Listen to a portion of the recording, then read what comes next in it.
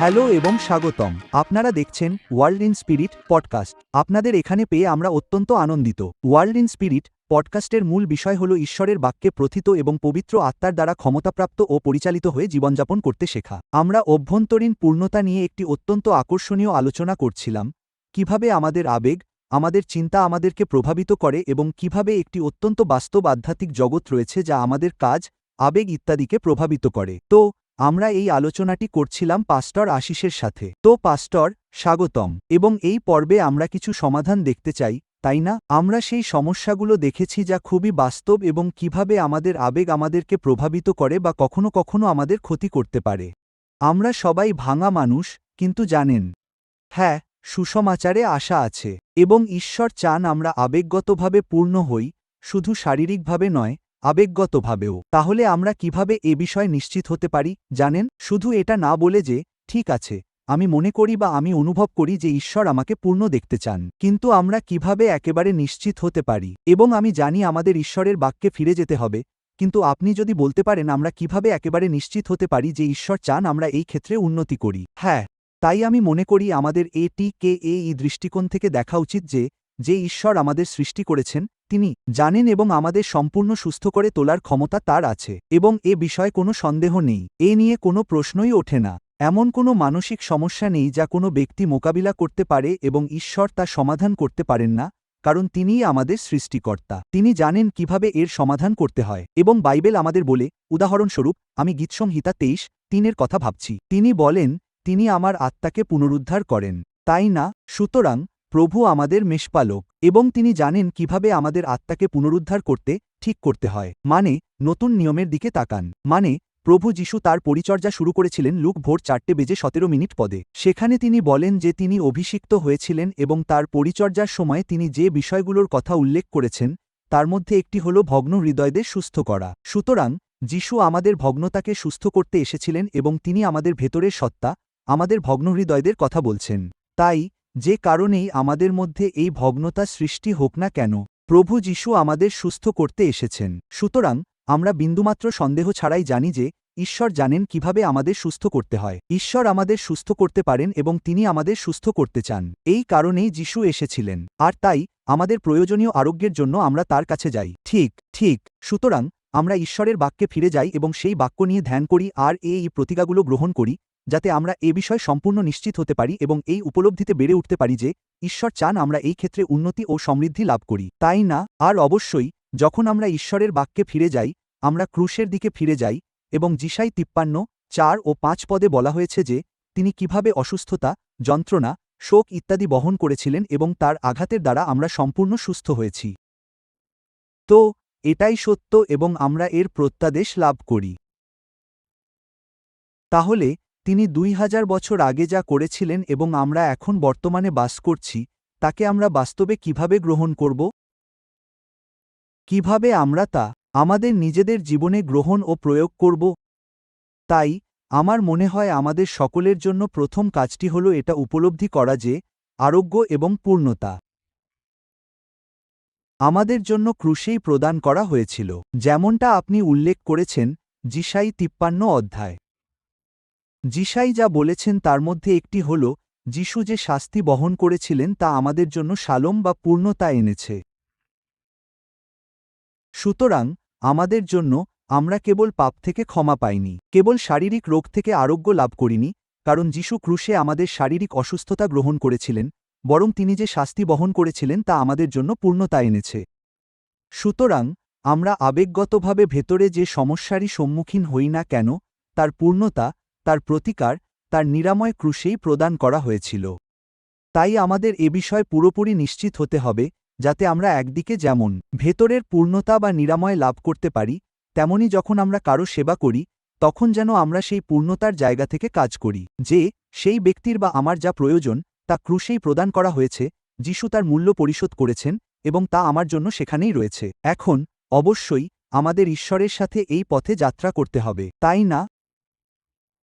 এবং আমরা বাইবেলে যা দেখি তা হল, পূর্ণতা অনুভব করার জন্য ঈশ্বর আমাদের কিছু নির্দিষ্ট কাজ করতে বলেছেন। এবং বাইবেল আমাদের যে অত্যন্ত গুরুত্বপূর্ণ বিষয়গুলোর নির্দেশ দেয়, তার মধ্যে একটি হল আমাদের মনকে নতুন করে তোলার এই প্রক্রিয়ার মধ্য দিয়ে যাওয়া, তাই না? সুতরাং আমাদের ঈশ্বরের বাক্যের নিরাময়কারী মলম গ্রহণ করে তা আমাদের আবেগীয় ক্ষেত্রে প্রয়োগ করতে হবে। তাই ঈশ্বরের বাক্যই হল সেই ঔষধ। আর ঈশ্বরের বাক্যই আমাদের চিন্তাভাবনা, আমাদের চিন্তা প্রক্রিয়া ইত্যাদির নবায়ন ঘটায়, আমাদের মনে যে পরিবর্তন প্রয়োজন তা নিয়ে আসে। আর তাই আমাদের মনের নবায়নের কাজে আমাদের সক্রিয়ভাবে যুক্ত হওয়া উচিত। এজন্যই আমরা লোকেদের শেখাই কিভাবে ঈশ্বরের বাক্য দিয়ে নিজের মনকে নবায়ন করতে হয়। কারণ এটি সেই পথগুলোর মধ্যে একটি যে পথে ঈশ্বর চান আমরা যাত্রা করি আমাদের মনের আরোগ্য লাভের জন্য। সুতরাং আমরা ঈশ্বরের বাক্য দিয়ে আমাদের মনকে নবায়ন করি এবং এর পাশাপাশি কিছু বাস্তব কাজও আমাদের করতে হয়, যেমন যেসব জিনিস আমাদের সত্যিই কষ্ট দেয় সেগুলো থেকে দূরে থাকা। হ্যাঁ, উদাহরণস্বরূপ আমি ১ পিতর ২ অধ্যায়ের ১১ পদের কথা ভাবছি। বাইবেলে বলা আছে, দৈহিক কামনাবাসনা থেকে দূরে থাকো, যা আত্মার বিরুদ্ধে যুদ্ধ করে। হ্যাঁ, সুতরাং যদিও আমার এটা করা প্রয়োজন, আমি জানি ক্রুশ আরোগ্য এনে দিয়েছে, আমি আমার মনকে নবায়ন করছি, কিন্তু আরও কিছু করার আছে যা আমার করা দরকার। ভুল কাজে জড়ানো থেকে দূরে থাকি, কারণ ভুল কাজগুলো আসলে আমার ভেতরের সত্তাকে ধ্বংস করে দিচ্ছে। তাই এটাও আমাকে মেনে চলতে হয়। হ্যাঁ, পূর্ণতার পথে যাত্রা করার জন্য। তাই এমন বেশ কিছু বিষয় আছে যা আমাদের খতিয়ে দেখতে হবে, যা আমরা মানুষের সাথে ভাগ করে নিতে পারি এবং বলতে পারি, দেখুন, বাইবেল অনুসারে এভাবেই আপনি পূর্ণতার পথে যাত্রা করতে পারেন এবং একজন পূর্ণাঙ্গ মানুষ হতে পারেন। হ্যাঁ, ধন্যবাদ। আমার মনে হয় এটা সত্যিই চোখ খুলে দেওয়ার মতো ছিল যে সবকিছু ইতিমধ্যেই সরবরাহ করা হয়েছে, কিন্তু আমরা নিষ্ক্রিয় থাকতে পারি না। হ্যাঁ, ঠিক, আমাদের সচেতন থাকা ভালো, সেই প্রত্যাদেশ গ্রহণ করা ভালো, কিন্তু এর পথে যাত্রা করার জন্য আমাদের বিশ্বাসের সাথে কিছু করতেও হবে, তাই না? তাহলে প্রার্থনা করে বলা কি ভুল যে, প্রভু, আমাকে সুস্থ করুন, কারণ তিনি ইতিমধ্যেই ক্রুশে তা সরবরাহ করেছেন? মানে, আরোগ্যের এই পুরো বিষয়টাকে আমাদের কিভাবে দেখা উচিত? উদাহরণস্বরূপ, আমি কি শুধু বলবো, প্রভু, আপনি যে আরোগ্য দিয়েছেন তার জন্য আপনাকে ধন্যবাদ, নাকি প্রার্থনা করে চাওয়া এবং গ্রহণ করা ঠিক আছে? তাই শুধু বিষয়টা স্পষ্ট করতে চেয়েছিলাম। হ্যাঁ, তাই আমি মনে করি, ঈশ্বর যেভাবে বিভিন্ন উপায়ে কাজ করেন তার জন্য আমাদের উন্মুক্ত থাকা উচিত। তাই এমন সময় আসে যখন আমরা দেখি মানুষ প্রায় তাৎক্ষণিক নিরাময় লাভ করে, যাকে আমরা বলি এক নিমেষেই নিরাময়। ধরুন, একজন ব্যক্তি এসেছেন যিনি জীবনে অনেক মানসিক আঘাত ও কষ্টের মধ্যে দিয়ে গেছেন, তিনি প্রার্থনার জন্য এসেছেন, আমরা তার জন্য প্রার্থনা করি এবং এক মুহূর্তে তিনি মুক্তি লাভ করেন। জানেন এটা কিভাবে সম্ভব? কারণ ঈশ্বরই তো নিরাময়কারী। এবং এক মুহূর্তে তিনি যেন তাদের স্মৃতি, আবেগ এবং যন্ত্রণা, তারা যে মানসিক সমস্যার মধ্যে দিয়ে যাচ্ছিল তা প্রায় মুছে দেন। হ্যাঁ, তারা এটা সঙ্গে সঙ্গেই বুঝতে পারে। এটা এমন কিছু নয় যা আপনি এক্স-রে স্ক্যান বা সিটি স্ক্যানের মাধ্যমে দেখতে পাবেন। আমাদের জানানোর জন্য সবচেয়ে ভালো ব্যক্তি হলেন তারা নিজেরাই, যারা বলেন, আমি এই মুক্তি অনুভব করেছি। একক উদ্ধৃতি চিহ্ন, এটা সঙ্গে সঙ্গেই ঘটেছে এবং ঈশ্বর যখন এভাবে কাজ করেন তখন তা চমৎকার। কারণ ঈশ্বর এক মুহূর্তে স্মৃতি নিরাময় করতে, আঘাত ও যন্ত্রণা দূর করতে সক্ষম।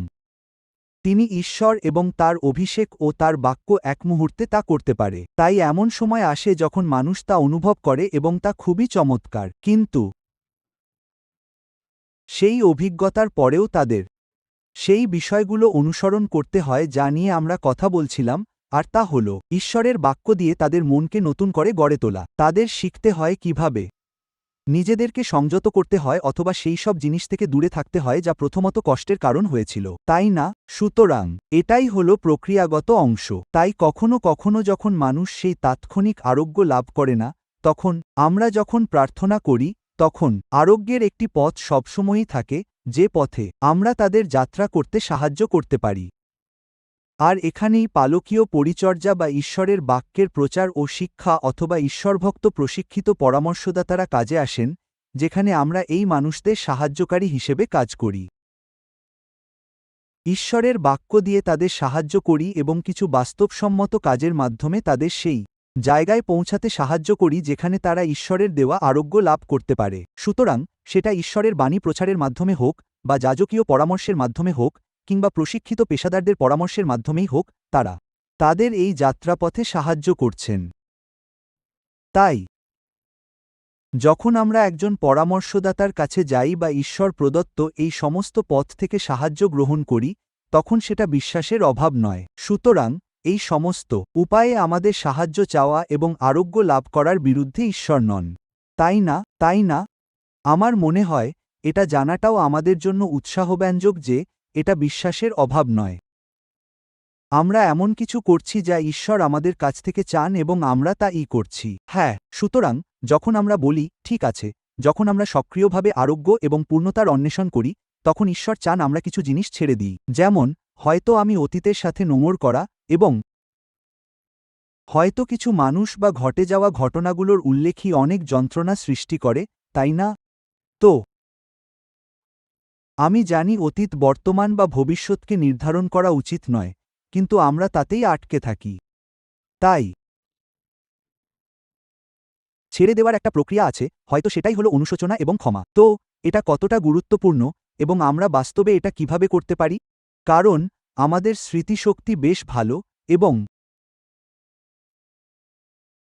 এই জিনিসগুলো হয়তো কোনো জায়গা যেখানে আমরা যাই, বা এটা শুধু একটা গানও হতে পারে, অনেক কিছুই আমাদের মনে করিয়ে দেয়। তো আমরা বাস্তবে হয়তো অস্ত্রোপচারের মতো করে কিভাবে শুধু ছেড়ে দিয়ে সামনে এগিয়ে যেতে পারি? এটা কিভাবে করা যায়? হ্যাঁ, এটা পূর্ণতার এই যাত্রার একটি অত্যন্ত গুরুত্বপূর্ণ অংশ। আমি এখানে হিব্রু অধ্যায় 12 এর একটি শাস্ত্রপদ দেখাচ্ছি। আমেন। 15 পদে এবং এখন বিভিন্ন নেতিবাচক আবেগ আছে যা আমরা উল্লেখ করতে পারি। হয়তো এটা রাগ, হয়তো এটা ঘৃণা। ইব্রিয় 12 অধ্যায় তিক্ততার কথা বলা হয়েছে, তাই আমরা ওটা দেখব। ইব্রিয় দুপুর 12:15 পদে লেখক বলেছেন, সতর্ক দৃষ্টি রাখো, যেন কেউ ঈশ্বরের অনুগ্রহ থেকে বঞ্চিত না হয়, পাছে তিক্ততার কোনো মূল গজিয়ে উঠে সমস্যা সৃষ্টি করে এবং এর দ্বারা অনেকে কলুষিত হয়।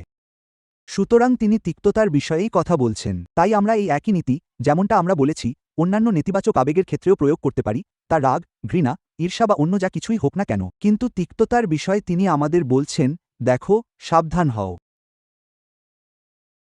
যদি তোমরা তিক্ততার সেই মূলকে বাড়তে দাও, যা কিনা ভেতরেই আছে, মূল বা বীজের আকারে, আর যদি তা গজিয়ে ওঠে, যদি তা বেড়ে ওঠে, তাহলে অনেক কিছুই ঘটবে। এটা আমাদের ঈশ্বরের অনুগ্রহ থেকে বঞ্চিত করবে। এর মানে হল, ঈশ্বর তার অনুগ্রহে আমার দিকে হাত বাড়িয়ে দিচ্ছেন, তিনি আরোগ্য লাভের সুযোগ করে দিচ্ছেন, কিন্তু আমার ভেতরের তিক্ততা আমাকে সেই অনুগ্রহটুকুও অনুভব করতে দিচ্ছে না। আমি সেই অনুগ্রহ থেকে বঞ্চিত হচ্ছি। শুধু তাই নয়, এতে বলা হয়েছে যে এটি মাথাচাড়া দিয়ে উঠবে এবং সমস্যা সৃষ্টি করবে। তার মানে আমার ভেতরের এই তিক্ততা শুধু আমাকেই প্রভাবিত করবে। হ্যাঁ, এটা এখানে কাউকে আঘাত করছে না। মানে অন্তত এখন প্রথম যে ব্যক্তি সমস্যায় পড়বে সে আমিই, কারণ সেই শিকড়টা আমার ভেতরেই রয়েছে। এবং তারপর তিনি বলেন, এর দ্বারা অনেকেই কলুষিত হয়। সুতরাং বিপদটা হল, যদি এই তিক্ততা বাড়তে থাকে, তবে শুধু আমিই প্রভাবিত হব না, এটি আমার আশেপাশের মানুষদেরও সমস্যায় ফেলবে, তাই না? তো এটি একটি নেতিবাচক আবেগ। সুতরাং আমরা বলতে পারি যে এই সমস্ত নেতিবাচক আবেগগুলোর মোকাবিলা করতে হবে। যদি আপনি এর মোকাবিলা না করেন, তবে এই পরিণতিগুলো ভোগ করতে হবে। তাহলে পথটা কি? জানেন, একমাত্র ঈশ্বরই পারেন আমাদের ভেতরের সেই জায়গায় গভীরভাবে প্রবেশ করে তা বের করে আনতে। আর আমরা যে কথাগুলো বলতে পারি, তার মধ্যে একটা হলো, আমরা অবশ্যই ঈশ্বরের কাছে গিয়ে বলি, ঈশ্বর, এই নেতিবাচক আবেগ থেকে মুক্তি পাওয়ার জন্য আমাকে অনুগ্রহ দিন, তাই না? উদ্ধৃতি চিহ্ন। আর অনেক সময় এর শুরুটা হয় সেই ব্যক্তিকে ক্ষমা করার মাধ্যমে, যিনি হয়তো এই নেতিবাচক আবেগের কারণ ছিলেন। আমি বলছি না যে সবসময়, কিন্তু অনেক সময়, তাই না? এমনও হতে পারে যে অন্য কোনো ব্যক্তি আমার প্রতি অন্যায় করেছে, আমাকে কষ্ট দিয়েছে, কিছু বলেছে বা কিছু করেছে, যার ফলে এই ঘৃণা, রাগ, তিক্ততা বা অন্য যে কোনো নেতিবাচক আবেগের সৃষ্টি হয়েছে। সুতরাং সেই ব্যক্তিকে ক্ষমা করাই হল প্রথম পদক্ষেপ, এবং তার জন্য আমাদের ঈশ্বরের সাহায্য প্রয়োজন। জানেন, কখনো কখনো এটা সহজ হয় না, কারণ আবেগগতভাবে আমরা ক্ষমা গ্রহণ করতে পারি না। হ্যাঁ, আর আঘাতটা সত্যি, যন্ত্রণাটা সত্যি, আমরা তা অস্বীকার করছি না। ঘটনাটা ঘটেছে, কেউ নির্যাতন করেছে, কেউ কিছু করেছে, সুতরাং এটা একটা বাস্তব অভিজ্ঞতা। কিন্তু সেই কারণেই ঈশ্বরকে আমাদের অনুগ্রহ দিতে হয়। আর বাইবেল সবসময় আমাদের মনে করিয়ে দেয়, ঈশ্বর যেমন তোমাকে ক্ষমা করেছেন, তুমিও তেমনই ক্ষমা করো। সুতরাং এটাই হলো তুলনা। তিনি বলেছেন, দেখো, ঈশ্বর তোমাকে এতটা ক্ষমা করেছেন, তাই তুমিও ক্ষমা করতে পারো। আর তিনি আমাদের ক্ষমা করার ক্ষমতা দেন। কিন্তু যে মুহূর্তে আমরা সেই ক্ষমা প্রকাশ করতে পারি, তখনই আরোগ্য শুরু হয়, তাই না? জানেন, ঈশ্বর তখন আমাদের মধ্যে কাজ করতে পারেন। জানেন, বাইবেল আমাদের এটাই শেখায়। জানেন, যারা আমাদের প্রতি অন্যায় করেছে, আমরা যেমন তাদের ক্ষমা করি, তেমনি আমাদের পাপও ক্ষমা করো। এর মানে এই নয় যে আমি অন্যদের ক্ষমা করলেই কেবল ঈশ্বর ক্ষমা করতে পারেন। ঈশ্বর আমাকে যে ক্ষমা করছেন, তা ক্রুশের মাধ্যমে আগেই প্রদান করা হয়েছে।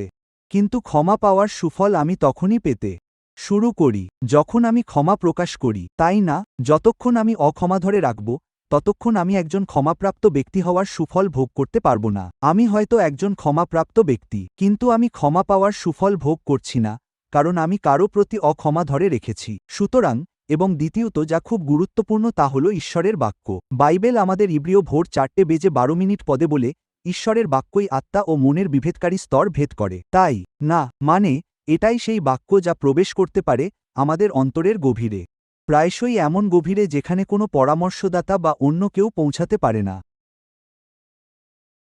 জানেন, ঈশ্বরের বাণীই আমাদের সত্তার সেই গভীরতম অংশে, আমাদের আত্মা ও চেতনার গভীরে প্রবেশ করে আরোগ্য আনতে পারে, তাই না? সুতরাং আমাদের ইচ্ছাকৃতভাবে ঈশ্বরের বাণী গ্রহণ করতে হবে, নিজেদেরকে তার বাণীর জন্য উন্মুক্ত করতে হবে এবং এর মাধ্যমে আমাদের মধ্যে আরোগ্য সাধিত হয়। হ্যাঁ, হ্যাঁ, এমন কিছু উপায় আছে যার মাধ্যমে আমরা সত্যিই মানুষকে সাহায্য করতে পারি, তাই না? হ্যাঁ, হ্যাঁ, ঈশ্বরের প্রশংসা করি যে সবসময় আশা থাকে।